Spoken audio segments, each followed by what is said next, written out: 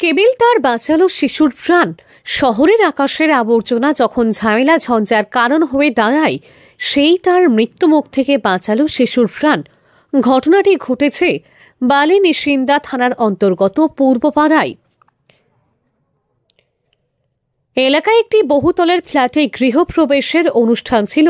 সেই অনুষ্ঠানে স্থানীয় বহু মানুষ এবং আত্মীয় যোগদান করেন। বহুতলে সেই ফ্ল্যাট থেকে আচমকা শিশুটি ছাদ থেকে নিচে পড়ে ঘটে দুর্ঘটনা। আমি তো আমার বাড়ির একটু নোংরা পরিষ্কার করছিলাম, তখন দেখলাম যে বাচ্চাটা ওপর থেকে পড়ে গেল। পড়ে গিয়ে কেবল তারটা, এই যে কেবল তারটা আছে, তারটা ধরে ঝুলে পড়লো। আমি একটু চিৎকার করলাম, খুব জোরেই চিৎকার করলাম, যেহেতু বাচ্চার চোখের সামনে এরকম একটা ঘটনা। সকলে অনুষ্ঠানে মত্ত। সেই সময় ফ্ল্যাটের উপর থেকে কোনোভাবে এক শিশু নিচে পড়ে যায়। ফ্ল্যাটের নিচ দিয়ে গেছে সড়ক, সড়কের পাশেই ইলেকট্রিক পোস্ট।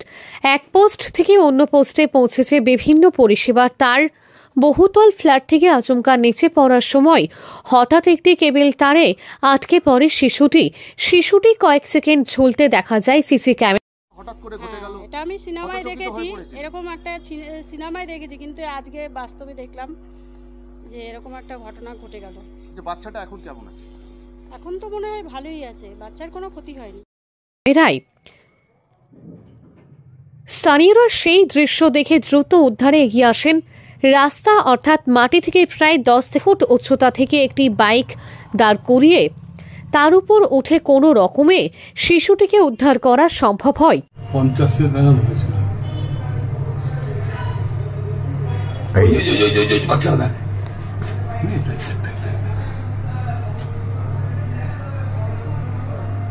কোন একটা তারে পাল্টে গেছে,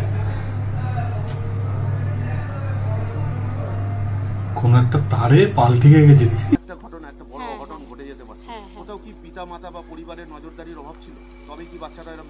না, সেটা আমি বলতে পারবো না। আজকেই বোধহয় মনে হচ্ছিল পুজো টুজো হচ্ছিল, ফ্ল্যাটে এসছে, এরকম কিছু একটা ব্যাপার। বাচ্চাটা এখন সুস্থ? হ্যাঁ, অবশ্যই দেখলাম সুস্থ, নামিয়ে নিয়ে গেছে। তারপরে আমি জানি না, যেহেতু ফ্ল্যাটের ভেতরের ব্যাপার তো।